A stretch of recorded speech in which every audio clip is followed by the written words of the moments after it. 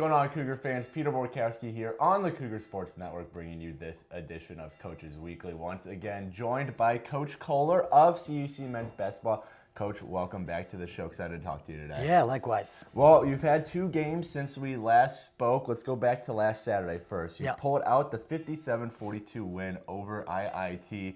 It was rough sailing in that first half, though. 0 for 15 from three-point land. You came out tied 19-19, which was good, but there were some major second-half adjustments because that second half really did look like the Cougars teams that we've come to expect out of your program. So could you maybe tell us what that halftime locker room looked like a little? What did the coaching staff do? What did maybe some of the players do that really helped you guys turn that game around? Sure. Well, a couple things is we just talked about, like, we're worrying too much about the three. You know, it's like we're living and dying on every single one. And I mean, I think I shared this after the game. I'm like, I hope we go 1 for 31 from 3 and we win the game. We find a way. Just find a way to get it done. But what we did tell them is, hey, you know, we keep doing the same things. Like, we're open for a reason right now. You know, and there's certain guys that are open for a reason. Right. Okay? So we have to pass that up. We got to get them moving, and we got to get them guarding, and then be able to get downhill first. So one of the major things was we just need a little bit more ball movement, get to the paint, try to get the easy ones, or then we'll shoot the spray threes. Right. But we were shooting them right away. And then, and honestly, the other biggest thing that we talked about is because they're not moving, we can't get on the glass. So, like, it's one pass and a shot because we're open. Well, there's 3 dudes that are ready to box out on the backside. Right. So that was one of the major adjustments. You know, we could have been down 19-5 at halftime if we didn't guard the way that we guarded. Yeah, defense really stepped up in that first half. And then we picked it up again a little bit more in the second half defensively, and that always gets us going. Right. Well, and then Monday you guys traveled up to Kenosha for an exhibition match against Division II UW-Parkside, and came out only losing by 8, but it showed that you can hang in with these, you know, upper division opponents. So even though you came away with the loss and, you know, it didn't count stats-wise, record-wise, it still felt like Monday was a really good showing from your team and kind of showed everyone what this group is capable of. Yeah, absolutely. You know, we tell the guys all the time that we respect everyone, but we fear no one. You know, we believe in what we do. We've got some elite level guard play. The way that we play, we feel like we're different.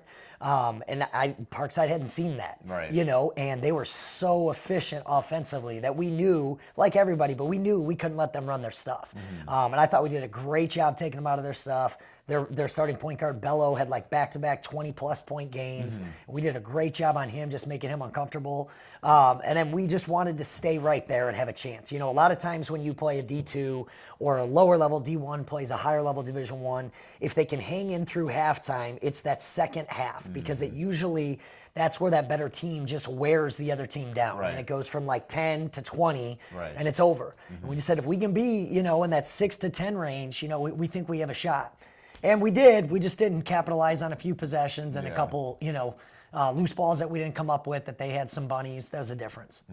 Well, someone who's been getting more and more playing time the last couple of games has been freshman Eli White, and he's looked good while doing it too. He might not be filling up the stat sheet just yet, but he's been a good presence down in the low post, kind of throwing everyone off, rebounding-wise, defensive-wise, and he feels like one of those freshmen who's just going to get those opportunities more and more as the season goes on. For sure, yeah. He's just, again, I shared this like a week or 2 ago, he's just learning how to compete every single possession. Physically, he's got a lot of tools. You know, he can play inside, and he's getting more comfortable. He can shoot it. You know, he's a pretty good playmaker. So he is getting more opportunities, and he's earning those, and he's capitalizing on them. You know, I thought the IIT game flipped when we got him the ball inside. He had a big presence in that game, absolutely, because we didn't have that, and that kind of got us going, you know. And I think in the Parkside game, he had 2 threes, and he had a great one more to key for 3. So, you know, he needs to continue to keep getting better. The clips that we're showing him is on the defensive end, you know, a poor closeout or not moving his feet. So he's just kind of still learning, you know, what it is to compete at that level every single possession. As lots of freshmen do. Yep, for sure. Right. Well, this Saturday's, you know, a big one. I'm sure it's the one a lot of people have had circled on the schedule because it's a rematch against Marian, who knocked you guys out of the NACC tournament last year. What are kind of the feelings around this game coming into it? Is this more just, all right, it's just another game, you know, business as usual, or are you guys going to be playing with that chip on your shoulder? I mean, it's the next game, so that's the one. It's the biggest game. I think we're kidding ourselves if, like, guys don't understand the magnitude of it. regardless, win or loss on Saturday, whoever wins, like you got a long way to go ahead of you. Because they're also undefeated as well. Exactly. Conference-wise. Right. But it's as close. It's a championship level game. I mean, we won the league. They represented the league in the conference tournament, in the NCAA tournament, being champions in the tournament. They beat us here. They beat us 2 out of 3. Yeah. So I mean that's there, and we have a big returning group. So a lot of those guys that are back, they know that and they remember that.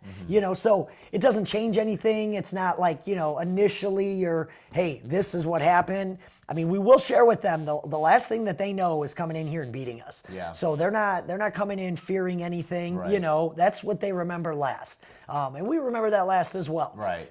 And so. I don't know if it changes a whole lot, but it's going to be a great opportunity. See where we're both at. Should be a good game. Them going on the road and beating St. Norbert's. Just recently, like it's a championship level game. Right. So.